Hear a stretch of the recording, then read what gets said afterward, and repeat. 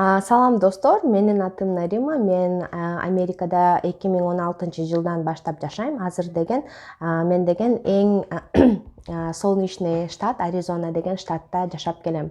Менин бүгүнкү ролигимдин темасы бул деген туристический визага камтылган. То есть туристический виза деген эмне, аны кантип алса болот, ошол жөнүндө айтып кетмекчимин. Биринчиден, туристический виза бул деген индивидуальный виза болуп эсептелинет жана немиграционный виза болуп эсептелинет. Немиграционный деген бул виза менен силер келип Америкага иштегенге жана көп убакытка жашаганга мүмкүнчүлүгүңөр жок. Бирок деген бул визанын дагы бир экинчи жагы, андай мүмкүнчүлүгүңүз жок болсо дагы сиз ал визаны Америкага алып келгенден кийин ал визанын статусун Американын уже аймагында бул статусту бөлөк статуска которгонго мүмкүнчүлүгүңүз бар. Ошондуктан бул бир четинен немиграционный, то есть виза болуп эсептелинет, дагы экинчи четинен сиз деген миграционный визага статусун алмаштырганга оңой жолдордун бири болуп эсептелинет. Ошондуктан сиз посол менен сүйлөшүп атканда же болбосо интервьюга, бул визаны алыш үчүн интервьюга киргенде сизди деген мигрант катары карайт посол. Анткени деген сиз деген Америкага келсеңиз, анын статусун которуп, сиз деген бул жерге иштеп, анан кийин көп убакытка жашаганга мүмкүнчүлүк алган мүмкүнчүлүктөр чоң. Ошондуктан бул визаны деген алыш кичине кыйыныраак.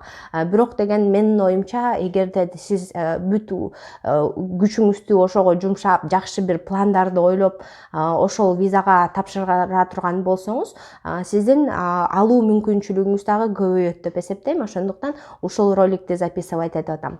Биринчиден баштаганда бул деген эки жолду караштырсаңыз болот. Бул деген өзүңүз бардык документтерди тууралап, өзүңүз посольствого кирип, өзүңүз интервью өтөсүз. Ал эми экинчи жолу болсо, сизге деген документти тууралаганыңызга агентство жардам бериши мүмкүн.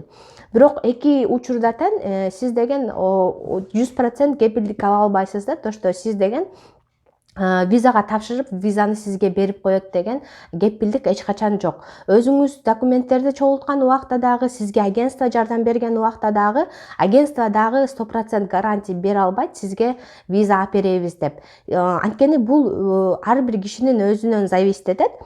Сиз деген посол менен кантип сүйлөшөсүз, кандай мотивацияны айтасыз, эмне целдерди айтасыз да, эмне үчүн келатканыңызды, Америкага эмне үчүн келатканыңызды кандай айтып бере аласыз, ошондон баары зависит этет дагы. Анан кийин ошого карата посол сизге жыйынтык чыгарып берет. Сизге же болбосо мейли барып кел деген кагаз берет виза түрүндө, же болбосо отказ берет дагы, паспортуңузду алып эшикке чыга бериңиз деп айтып коет.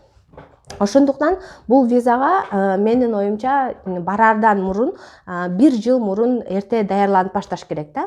Эмне үчүн 1 жыл мурун дегенде, анткени деген биринчи фактор болуп, бул деген сиздин визовый историяңыз деген бар да. Визовый история деген эмне? Бул деген сиздин паспортуңузда кандай визалар бар. Загранпаспортуңузда башка өлкөлөргө чыккансызбы, чыккан эмессизби, эмне үчүн чыккансыз да, ошол нерселерди ойлонуштурушуңуз керек. Ошондуктан биринчи ошол сиз деген Америкага келерден мурун, Американын визасынан башташтан мурун деген сиз Европаны карашыңыз керек да.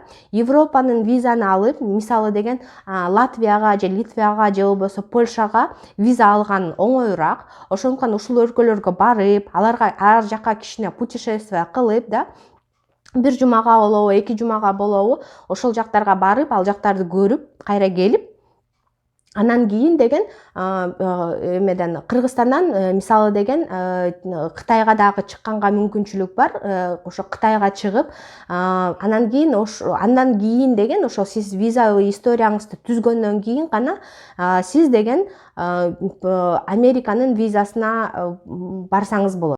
Эмне үчүн мен бул виза жөнүндө айтып атам? Бул виза, мен айтып кеткендей, бул индивидуальный виза жана бардык адамдарга бул виза боло берет.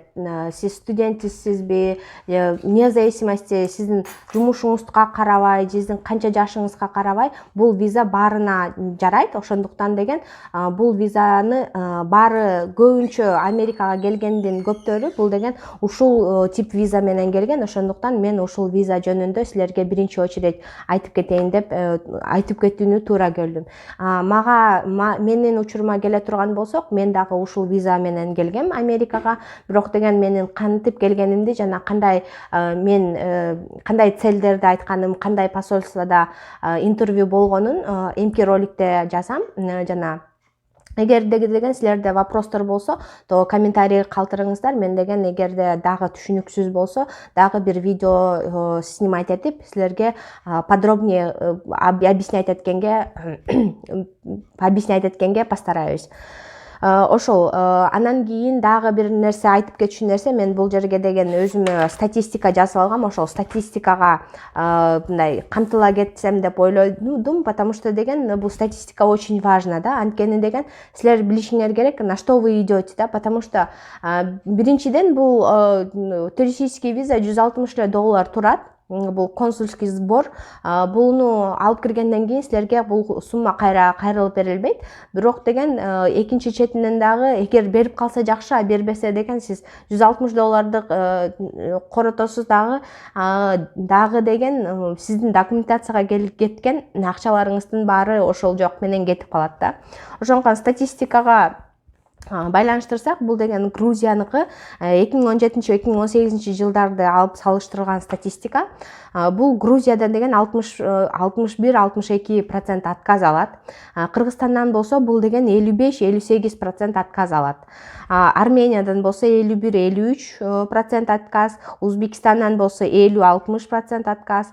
Ошондуктан бул жерден мен карап көрүп деген Казакстанды айтканды туура көрдүм. Казакстандан 32 жана 39%, 32 2017 жылы отказ болгон, ал эми 2018 жылы болсо 39% отказ болгон. Ал эми Россиядан болсо 11-14% гана отказ бар. Бул эмнени түшүндүрөт? Бул деген эгер сиз деген Кыргызстандан бул туристический визага бара турган болсоңуз, 50% отказ болот деген кепилдик бар. Анткени деген бул эмеде статистикада указывать этилгендей 55-57% адамдар отказ алат. То есть каждый почти 2-3төн бири отказ алып чыгат деген сөз да. И көбүнчө деген туристический виза бул деген ата-энелерге берилет. Азыркы учурда 50 жаштан өткөндөргө көбүнчө бериле турган статистика менен алынган болуш керек. Анткени жаштарга көбүнчө учурларда берилбей калды да. Ошондуктан сиздер деген бүт возможности от и до сверять этишиңиз керек да. Анан кийин бул жерде башка дагы суроо келип чыгышы мүмкүн. Андан башка кандай виза бар дегенчи. Бул жерден айткым келет, грин карта ойноп утканым болсоңуз жакшы. Анан кийин студент учурда болсоңуз, 25 жашка чейин болсоңуз, студенттик визалар менен келсеңиз болот. Ал эми башка учурларда эгер какой-то инженер, технолог, биолог же дагы бир кандайдыр бир специфический профессияны аркалабасаңыз, Америкага келген башка шанстар жок деп эле кое берсек болот. Кроме вот ошол туристический визадан башка да.